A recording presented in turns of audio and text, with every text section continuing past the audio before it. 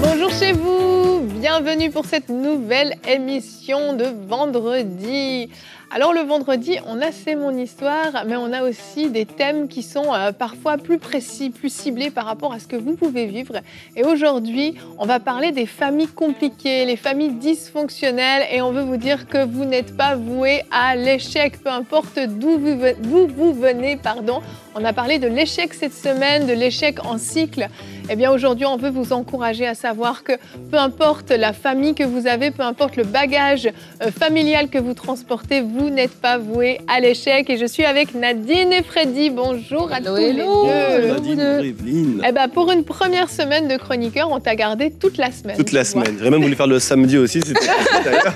Donc à faire. Tu peux venir demain, je viendrai. Je ne garantis pas d'être là. Je veux tout faire.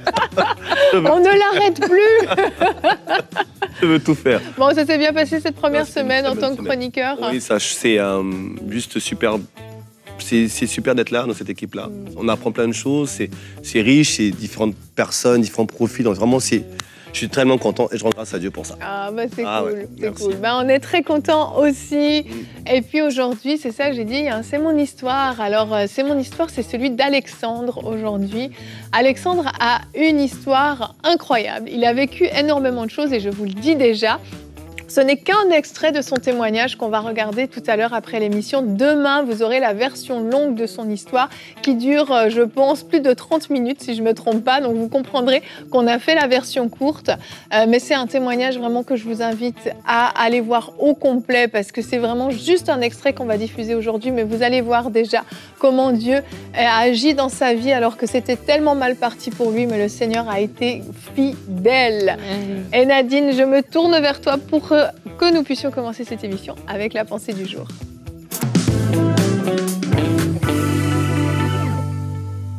Et oui, comme Evelyne l'a dit, même si tu viens d'une famille compliquée, dysfonctionnelle, tu n'es pas obligé de porter le fardeau de cet héritage-là. Avec Jésus-Christ, en Jésus-Christ, tu commences une nouvelle lignée, quelque chose de nouveau commence avec toi. Il y a un nouveau bagage que tu reçois, c'est la grâce, c'est la faveur de Dieu. Et tous ces liens, toutes ces addictions, toutes ces choses que tu as pu transporter avec toi s'arrêtent alors que tu donnes ta vie au Seigneur.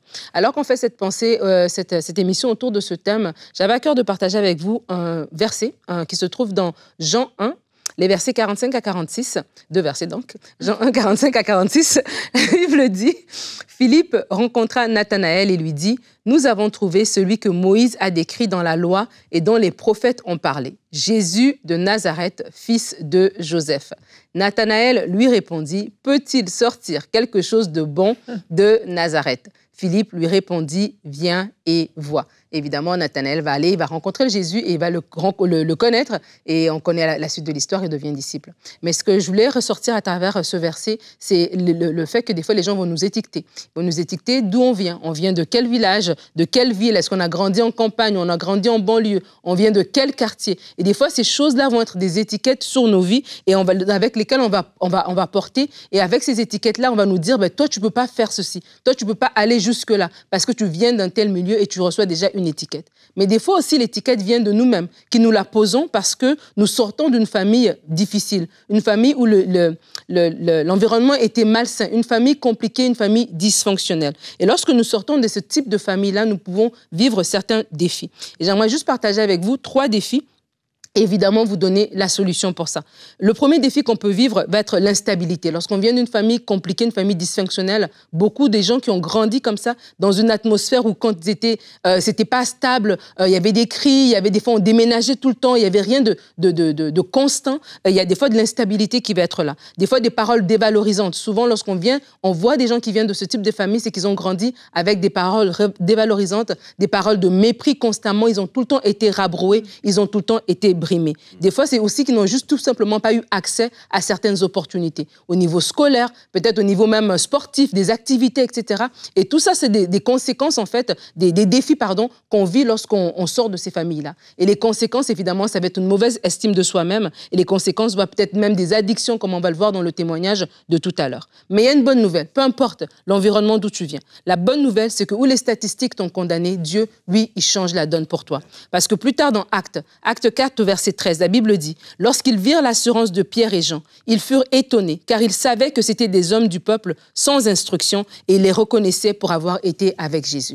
Des personnes qu'on aurait pu dire, est-ce qu'il peut venir de Galilée quelque chose de bien? Est-ce qu'il peut venir de Nazareth? Est-ce qu'il peut venir de tel quartier quelque chose de bien? Ces gens-là, parce qu'ils ont été au contact de Jésus, on les a tout de suite reconnus comme étant, on connaissait leur passé, on connaissait l'étiquette qu'on leur avait donnée, mais quel étonnement parce qu'ils agissent d'une manière complètement différente de ce que nous on avait prévu selon nos statistiques. Et j'aimerais vraiment parler de la part de Dieu à quelqu'un. Alors que tu es là et tu dis, oui, c'est vrai que moi, je viens d'une famille compliquée. Peut-être que moi, je viens d'un quartier compliqué. Peut-être que moi, quand j'envoie un CV et qu'on voit mon adresse, personne ne va me rappeler. Mais j'aimerais te dire, alors que tu tiens la main du Seigneur, le Seigneur change les choses en ta faveur. Et Dieu qui est ton Père céleste, Jésus-Christ qui est ton grand frère, tu es dans cette lignée-là et le succès est ton partage. Amen. Merci Nadine. Merci. J'ai une amie, je lui dis souvent, toi, tu es un miracle sur pattes.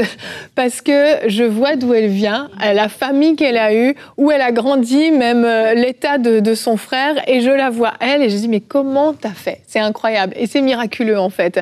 Et parce que, je veux dire, quand tu regardes l'environnement dans lequel elle a grandi, tu te dis elle devrait arriver avec tout un tas de bagages émotionnels, de défis, de choses à transformer, des mentalités, des choses. Eh bien non, elle va très très bien et même elle est une source de bénédiction. Wow. Et tu regardes des gens comme Joyce Meyer, tu connais leur parcours.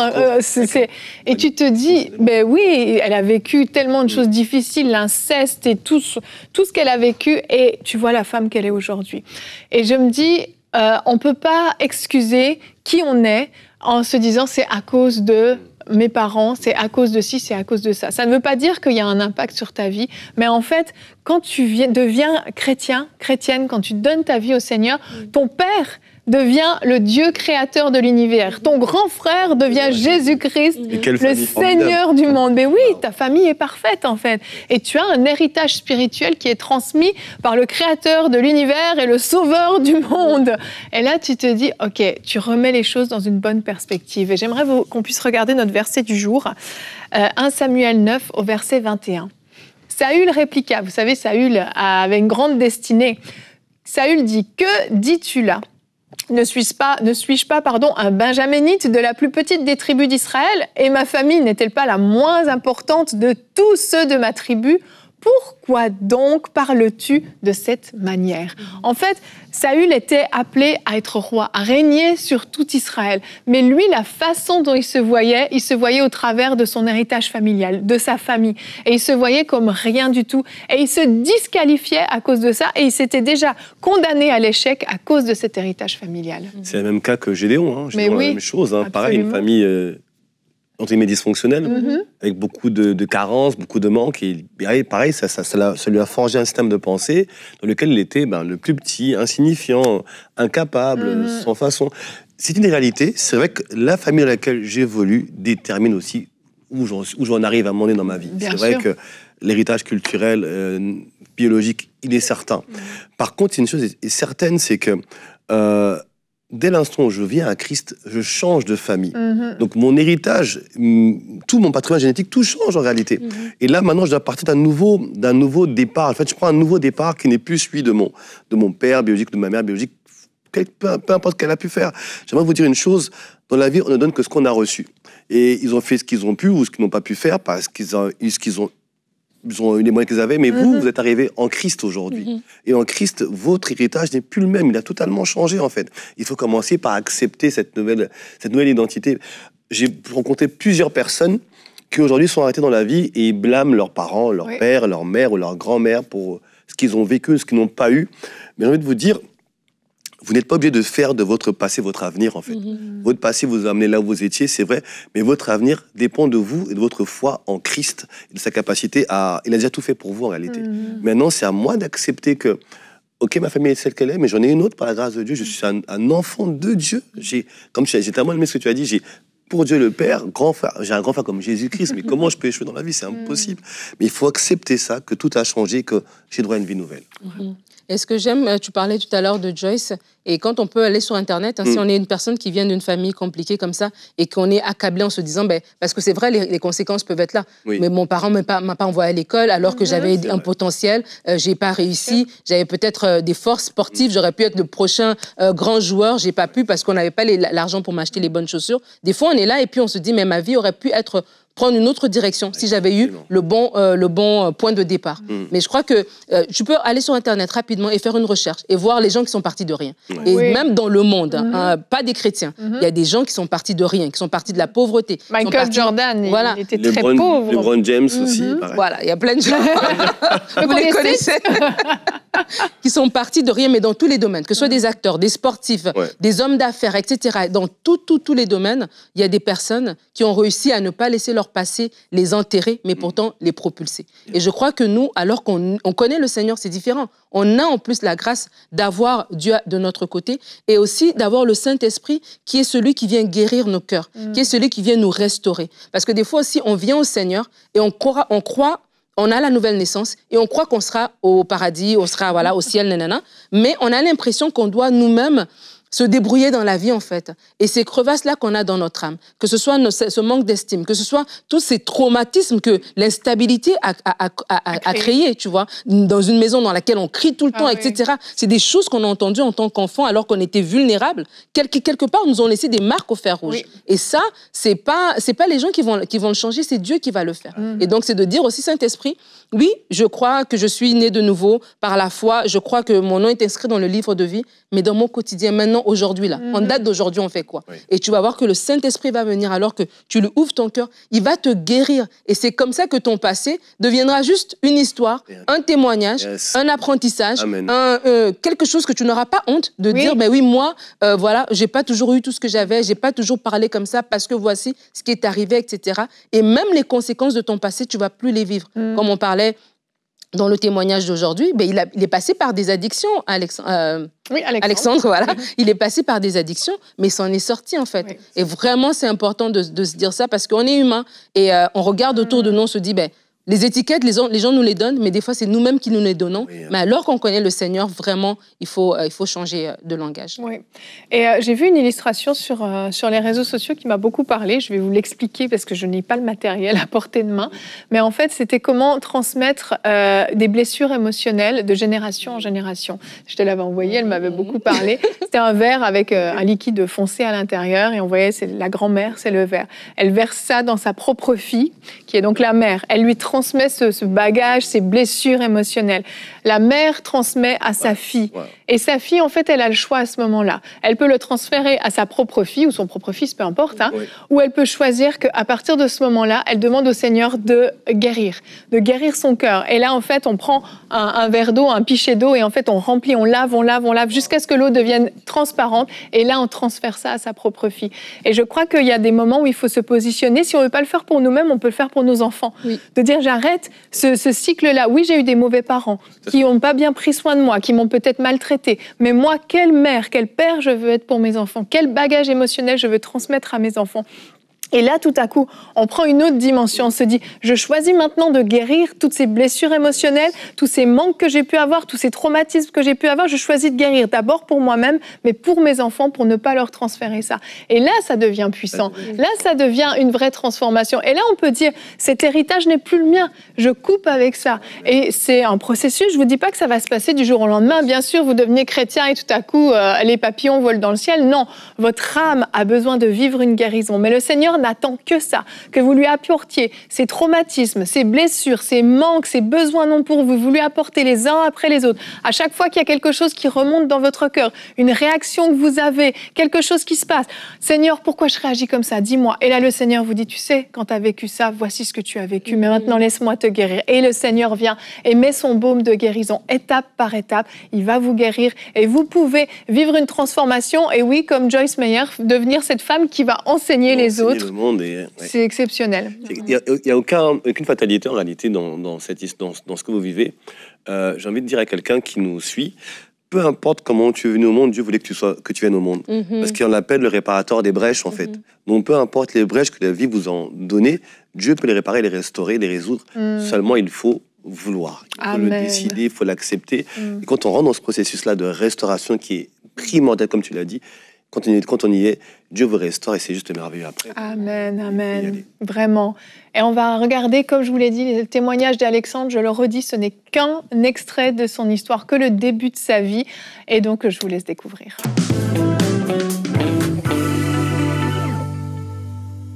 Et on se retrouve pour notre rubrique « C'est mon histoire ». Aujourd'hui, j'ai le plaisir d'accueillir Alexandre. Comment vas-tu? Ça va bien, toi, Evelyne? Ça va très bien. Merci d'être là. C'est un plaisir de t'accueillir. Ça me fait plaisir. Avec un témoignage vraiment très, très fort. Tu as tout un parcours et au milieu de ce parcours, tu as vécu une expérience très forte, une expérience de mort imminente dont on parlera tout à l'heure. Mais avant ça, on va rentrer un peu dans le contexte de ton histoire parce que ce qui t'a amené à vivre ça, c'est la conséquence de plusieurs aventures que tu as vécues, plusieurs choix que tu as faits, pas toujours les bons.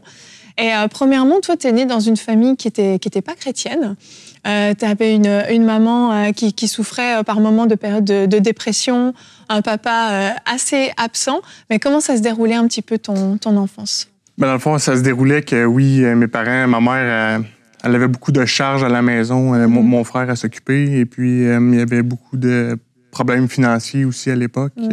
Et puis mon père, il se donnait à 100% au travail pour nous nourrir, justement. Oui. Et puis, ce qui a fait que ma mère, avec les charges qu'elle avait, elle a fait plusieurs dépressions par la suite. Puis moi, mon frère, on n'était pas les plus faciles non plus à vivre. Puis aussi avec les amis qu'on avait dans notre entourage, c'était pas facile. On a commencé à avoir des mauvaises fréquentations. Puis c'est là que les travailleurs sociaux ont commencé. J'avais 6 ans, moi. Ils venaient à la maison nous rencontrer et puis essayer de trouver des solutions pour nous aider, dans le fond. Là. Mais puis ça a fait qu'en grandissant, ça n'a jamais vraiment réglé les problèmes. On a grandi avec ces problèmes-là aussi. Puis ma mère, elle a continué à avoir les dépressions. Et puis, à un moment donné, c'est ça. Ma mère a une sœur qui était chrétienne. Et puis, elle venait souvent à la maison nous témoigner de Jésus. Mais comme dans le temps, les gens disaient que c'était des lavages de cerveau, dans le fond. Fait que la porte tout de suite était fermée à ça. Mais elle nous invitait souvent à Noël à aller à l'église et puis on y allait. Mais tu sais, moi, ça m'a toujours travaillé. J'avais toujours cette soif-là de Dieu en dedans de moi. Et puis, j'ai grandi avec ça. Puis, à l'âge de 10 ans, je me souviens, ma mère, elle m'envoyait passer un été chez ma tante, les vacances. Comme des petites vacances, c'est ça, exactement. Et puis, cette tante-là, c'est ça, on habitait loin. Là, fait que c'était un gros voyage pour moi. Et puis, on est allé là pour faire reposer ma mère aussi, là, parce que avec tout ce qu'elle vivait. Là. Et puis, c'est là que ma tante m'a parlé de Jésus. Puis, ça a travaillé mon cœur. Puis, j'ai eu la soif tout de suite d'aller chercher une Bible à la librairie. On est parti chercher une Bible. Puis, c'est là que j'ai accepté Jésus dans ma vie. Donc là, tu avais 10 ans, c'est ça? Oui, j'avais 10 ans. Puis, je vais m'en souvenir comme si c'était hier. Quand je suis retourné à la fin de mes vacances à la maison, je suis retourné en feu. Là. Vraiment, j'aimais le Seigneur. Puis, je lisais ma Bible à la maison. Mais ça n'a pas pris de temps que ma mère commençait à dire « C'est quoi ça? Pourquoi tu as une Bible? » Tout ça, tu sais, ça l'inquiétait un peu, ça l'a choqué, en fait. Pour elle, tu t'étais fait laver le cerveau un peu exactement. par ta tante. Ça l'a dérangé. Donc, j'ai commencé à délaisser le Seigneur. Puis, j'ai retourné dans mes vieilles habitudes. C'est ça. Tu étais jeune. Comment ça se passait à l'école à ce moment-là, dans ces années-là? À l'école, j'ai toujours eu de la difficulté à l'école, mais tu sais, plus que de la difficulté, plus que ça tente moins d'aller à l'école. Exactement. Puis t'as pas de support non plus, donc j'ai commencé un peu avec les amis qui avaient alentour, on niaisait, j'étais un peu pas loin de la 6e année, là, je m'en allais au secondaire, et puis... Tu commençais à faire beaucoup de bêtises. C'était quoi les bêtises que tu faisais quand tu étais petit à ce moment-là? On commençait à consommer légèrement de la drogue. Et puis, déjà jeune comme ça. Hein. On cassait des vitres après les maisons. Vous traîniez beaucoup dans les rues. Exactement, tout ça, hein? exactement. Okay. Puis, on n'était pas du monde non plus envers nos parents. Moi, j'étais une personne qui était violente aussi. J'avais un comportement agressif. OK. Puis j'étais agressif envers ma mère. Tu sais, ma mère, il y avait comme plus d'autorité non plus sur nous, puis sur moi, mon frère, tu sais. Ça devenait vraiment difficile, l'ambiance à la maison, j'imagine? Oh, vraiment, vraiment difficile. Puis, tu sais, j'ai un grand frère. Puis, tu sais, en tant que frère, on se chamaille toujours. Tu sais, ben, en tout cas, nous, on dirait que c'était plus que pas assez, là. OK. Puis, ça l'a dérangé énormément mes parents. Puis, un soir, je vais toujours m'en souvenir, là, ils ont décidé qu'ils appelaient la DPJ, puis ils sont venus nous chercher. Quel service de protection de l'enfance? Oui, exactement. Ils sont venus vous chercher? Ils sont venus nous chercher le soir même, puis là, ils ont commencé à nous placer dans les familles d'accueil. Ça, c'était une période dont tu te souviens, c'était difficile à vivre pour toi à ce moment-là? Moi, ça a été difficile. Ça a été une déchirure, une grosse blessure, parce que, tu sais, quand t'es enfant, tu comprends pas nécessairement ce qui se passe, pourquoi que ça l'arrive. Puis, tu sais, moi, même si j'étais violent envers mes parents, j'étais attaché à ma mère beaucoup. Puis ça a été une grosse blessure pour moi. Puis c'est là que les détachements ont commencé à se faire. Tu sais, on pense en tant que parent que ça va aider, mais ça crée d'autres problèmes parce que quand tu es avec d'autres jeunes qui ont des problèmes, bien souvent, ça crée d'autres problèmes. C'est ça, tu t'es fait influencer, tu as connecté Exactement. avec des jeunes qui n'étaient pas forcément fréquentables. Exactement. Et là, en fait, au lieu d'améliorer ta situation, ça empire. À quoi elle ressemble ta vie à ce moment-là? Ben, en sortant des familles d'accueil, il y a un gros poids qui a été sur mes épaules longtemps, ça a été la déchirure avec mon frère. Ça a été une grosse blessure parce que mon frère, c'était mon frère. Là. Puis cette séparation-là, elle a été dure pour moi jusqu'à récemment. Il a fallu que je pardonne mon frère parce que mon frère aussi, il a fait ses choix de vie. Puis on n'a plus jamais été aussi proches que quand vous étiez petit, en fait. Oui, c'est ça. Puis ça l'a pesé beaucoup dans mes choix, beaucoup de colère, beaucoup de frustration par rapport à ça. Puis là, c'est là que les gros problèmes de drogue ont commencé, là, quand même. Quand tu parles de drogue, c'était vraiment de la drogue dure à ce moment-là? Ben, à ce moment-là, c'est de la marijuana. C'était pas de la grosse drogue dure, là, mais c'est quand même... On consommait beaucoup, puis j'avais 12 ans, là, puis... c'est fou. Puis à l'école, j'étais un gros zéro, là. J'étais vraiment pourri à l'école. J'étais tellement pourri que les professeurs, ils me voulaient plus dans leur classe, là. Je passais mes journées en salle de réflexion. Mon avenir, elle s'annonçait pas belle. Vraiment. Vraiment. Donc finalement, tu es rejeté un peu de chez toi, tu es rejeté un peu de l'école. Il n'y a personne qui sait quoi faire avec toi, comment gérer. Et là, il va se passer un élément quand même assez important dans ta vie. Oui. Rendu secondaire 2, je commence. Parce que moi, j'ai fait le pré-secondaire. J'ai comme fait 3 années de secondaire. Donc là, tu as à peu près 13 ans à ce moment-là, c'est ça? Ouais, 13-14 ans. J'avais encore des rencontres avec la DPJ. Mais moi, j'assistais plus à ces rencontres-là. Là. Je voulais plus rien savoir. Donc, ma mère et mon père ont décidé avec l'intervenante à place de me placer à la DPJ, de me placer chez ma tante. OK. Ta fameuse tante chez qui tu étais allé quand tu avais 10 ans. Exactement. D'accord. Ils ont accepté de me prendre. Et puis, moi, c'est sûr que je voulais pas. Là. Je voulais pas m'en aller là. Je savais c'est quoi qui m'attendait. Puis là, finalement, j'ai pas eu le choix de suivre. Fait qu'ils m'ont envoyé là à l'âge de 14 ans. Puis j'ai habité 3 ans là. Puis ça a été les plus belles années de ma jeunesse. Parce que ils ont vraiment planté l'Évangile en moi. Et puis j'aimais le Seigneur. Là. Je servais le Seigneur à l'Église. Ça a été vraiment les belles années de ma jeunesse. Wow. Et même au niveau de l'école, il y a eu une vraie transformation? Exactement. Moi, j'ai reparti au secondaire 2. J'ai recommencé à 0. Puis j'avais aucune notion de base. Là. Je connaissais rien. Et puis, à tous les matins, avant de partir à l'école, on priait. Quand on parle de paroles de vie, c'est tellement important parce que on déclarait des paroles de vie sur ma vie à moi. Et puis, je partais à l'école, puis j'ai bâti une confiance en moi. Puis, à l'école, je réussissais tout ce que je faisais. C'est fou. C'est incroyable parce que tu étais le dernier, les professeurs ne savaient plus quoi faire avec toi. Et tu vas finir, même, tu me disais, le premier de la classe? Exactement. Je me souviens, en histoire, je tripais histoire. J'avais des 100%. J'ai même fait un des plus gros projets là, que le professeur a gardé pour montrer aux autres élèves. Wow.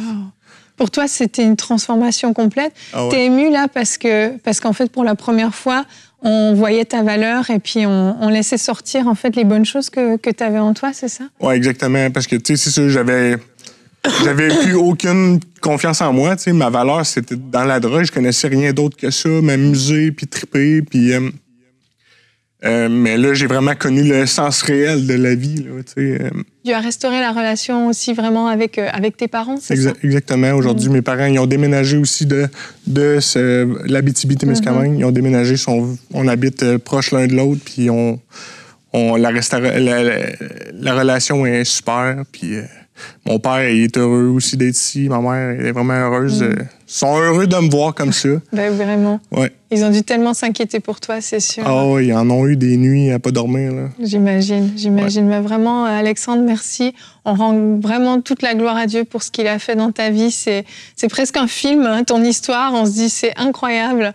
Et vraiment, merci Seigneur pour cette transformation qu'il a fait dans ta vie. Et merci à toi d'être venu nous le raconter dans C'est mon histoire. Ben, ça me fait plaisir, mais je peux-tu juste rajouter quelque chose? Bien sûr. C'est là qu'on voit l'importance des paroles de vie.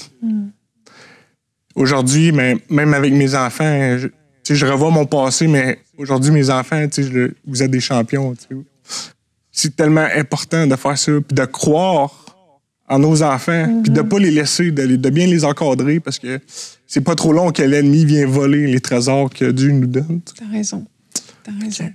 Vraiment, de déclarer des paroles de vie. Exactement. C'est tellement important, puis c'est vrai, là, c'est des paroles de vie. Là.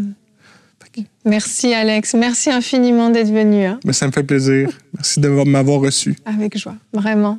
Magnifique. Eh bien voilà, alors le témoignage est déjà extraordinaire, mais comme j'ai dit, c'est qu'un extrait, parce qu'en fait, il va se passer tout un tas d'événements encore dans sa vie après son retour de chez sa tante. Et j'en parle au début dans l'introduction, jusqu'à une expérience de mort imminente. Donc je vous encourage vraiment à aller écouter le témoignage au complet demain. Ça sort sur YouTube et sur EMCI TV. Et pour conclure, si vous voulez bien, j'aimerais qu'on puisse prier ensemble pour ceux qui ont peut-être un bagage très très lourd avec eux. On va prier avec nous à la maison. Père, je viens te remettre toutes ces personnes qui suivent cette émission et qui se sont reconnues dans tout ce qui a été dit. Tous ces bagages, toutes ces blessures, toutes ces souffrances qu'ils portent à l'intérieur d'eux. Père, aujourd'hui, qu'ils puissent te les remettre entièrement. Père, je te demande de venir guérir les blessures les plus profondes, de venir déraciner toute la souffrance, tout le rejet, tout ressentiment, toute haine qu'il y a dans leur cœur. Et j'appelle, Seigneur, ton manteau d'amour, ton manteau de joie, ton manteau de paix qui vient et qui les recouvre complètement. Peu importe le bagage qu'ils ont eu, peu importe ce qu'ils ont subi, Père, c'est toi qui viens combler leurs besoins les plus profonds, les plus secrets. Tu les connais, Seigneur. Merci pour ce que tu opères maintenant dans leur cœur au nom de Jésus. Amen. Amen. Merci, Seigneur. Amen. Merci à toi, Freddy, vraiment. Merci, Nadine. Et que le Seigneur vous bénisse. Je vous souhaite un très bon week-end et on se retrouve la semaine prochaine pour de nouvelles émissions de Bonjour chez vous.